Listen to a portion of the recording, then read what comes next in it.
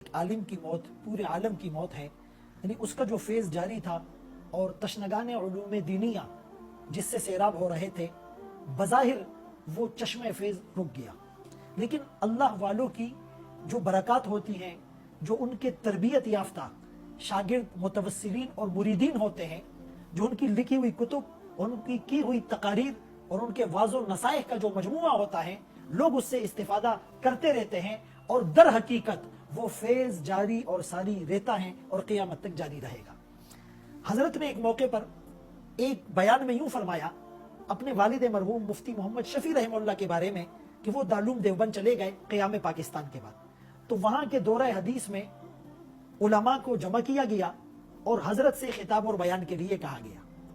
مفتی محمد شفیع رحمہ اللہ بیان شروع کرنے سے پہلے فرمانے لگے کہ عموماً علماء کے مجمع میں جی یہ چاہتا ہے کہ آدمی علمی نکات کو بیان کرے اور بظاہر علماء کے اوپر اپنی علمی دھاک بٹھا دے، لیکن میں آج یہ نہیں کرنے والا، بلکہ فرمایا میں یہ بتاؤں گا کہ مسلک دیوبند کیا ہے اور ان کا مقصد کیا ہے، اور ان کا جو ایک انداز تھا لوگوں کے قلوب پر محنت کرنے کا وہ کیا تھا۔ فرمایا کہ دیوبند نام ہے اعتدال اور توازن کا، دیوبند نام ہے اخلاص اور للہیت کا، دیوبند کی خصوصیت یہ ہے کہ وہاں پر پڑھایا بھی جاتا ہے، سکھایا بھی جاتا ہے، لوگ پڑھتے بھی ہیں، سیکھتے بھی ہیں۔ آج یہ ٹرینڈ کم ہو چکا ہے، نہ اعتدال اور توازن کی وہ کیفیت رہی، نہ اخلاص اور للہیت کا وہ لیول رہا، اور نہ پڑھانے کے ساتھ سکھانے اور سیکھنے کا عمل مؤثر رہا۔ اعتدال اور توازن کس کو کہتے ہیں؟ ایک بیلنس، ایک مائلڈ اور ماڈریٹ سفسٹیکیٹڈ وہ عالم ہوتا ہے کہ جو کنتم امۃ وسطا اس ٹائٹل کی روح کو سمجھتا ہے۔ اس امت کا جو بہترین ٹائٹل اسے ملا یہ معتدل امت ہے، یعنی ہمارے ہاں دو انتہائیں ہیں۔ اگر یورپ اور مغرب سے کوئی بھی ریسرچ آتی ہے تو چونکہ یہ ویسٹ کی ہے، یہ ویسٹرن دنیا کی ہے، اسی لیے ہم نے اس کو کریٹیسائز کرنا ہے، ریجیکٹ کرنا ہے اور اس کو تنقید کا نشانہ بنانا ہے۔ یہ سوچ بھی ایک انتہا ہے، عموماً دیندار طبقہ اس سوچ کا حامل ہے۔ اور دوسری سوچ کہ مغرب کی اندھی تقلید کی جائے اور اس تقلید میں اتنا آگے بڑھ جائے کہ ہم اپنے اسلامی تشخص کو، اپنی مسلم آئیڈینٹی کو، اپنی مشرقی اقدار کو بھول جائے اور داؤ پر لگا لے، یہ بھی ایک انتہا ہے۔ عموماً لبرل سیکولر مائنڈڈ لوگ اس فتنے کا شکار ہو چکے ہیں۔ ہم نے اگر یورپ کی ہر تحقیق کو غلط قرار دیا تو ان کی بعض تحقیقات ٹھیک بھی ہوتی ہیں، اور بالکل ہر تحقیق کو غلط قرار دینے سے بہت سی علمی چیزوں سے ہم محروم رہ سکتے ہیں۔ لہٰذا ایکچوئل سائنٹیفک ریسرچ کی بنیاد پر کسی چیز کو ایکسپٹ کیا جائے یا کسی چیز کو ریجیکٹ قرار دیا جائے۔ دوسری طرف ان کی اندھی تقلید، یعنی ایک آدمی اگر ٹیکنالوجی میں آگے ہے، نو ڈاؤٹ، اگرچہ سائنس، کیمیا، biology, chemistry, physics, metaphysics, ان تمام چیزوں کی بنیاد بھی مسلم سائنسدانوں نے رکھی، لیکن ہم اپنے اس علمی ورثے سے غافل ہو گئے اور یورپ اس میں ایڈوانس چلا گیا۔ آج اکثر صنعتی ترقی، سائنسی ترقی، معاشی ترقی میں وہ ایک رول ماڈل بنا ہوا ہے، لیکن اس کا یہ مطلب نہیں کہ وہ ہر میدان میں قابل تقلید ہو جائے۔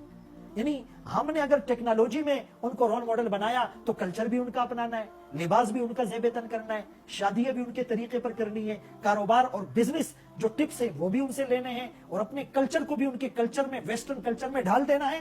یہ بالکل غلط ہے، یہ احساس کمتری کا شکار لوگ کرتے ہیں، ہمیں اس سے بچنا چاہیے۔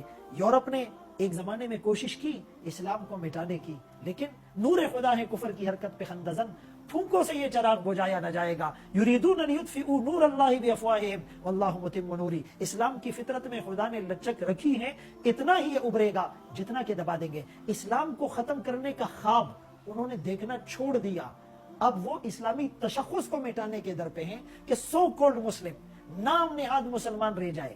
وہ بظاہر کچھ سوشل کسٹم اور دینی عبادات تو کرتا رہے، لیکن اس کا عقیدہ، اس کا نظریہ، اس کے خیالات، اس کے افکار، اس کا وے آف تھنکنگ، اس کا اسکول آف تھاٹ یہ بالکل تبدیل کر دیا جائے، اور وہ ہمارے معاشرے کے لیے اور ہمارے اس سسٹم کے لیے خطرہ نہ بن سکے۔ تو ہم نے اعتدال اور توازن کو اختیار کرنا ہے، اور دوسری طرف اخلاص اور للہیت کے لیے اللہ والوں کے ساتھ اٹیچ ہونا پڑے گا، اپنی وابستگی کو بڑھانا پڑے گا، ان کی جو نسبت ہے ان نسبتوں کی لاج رکھ کر نسبتوں کا امین بننا پڑے گا۔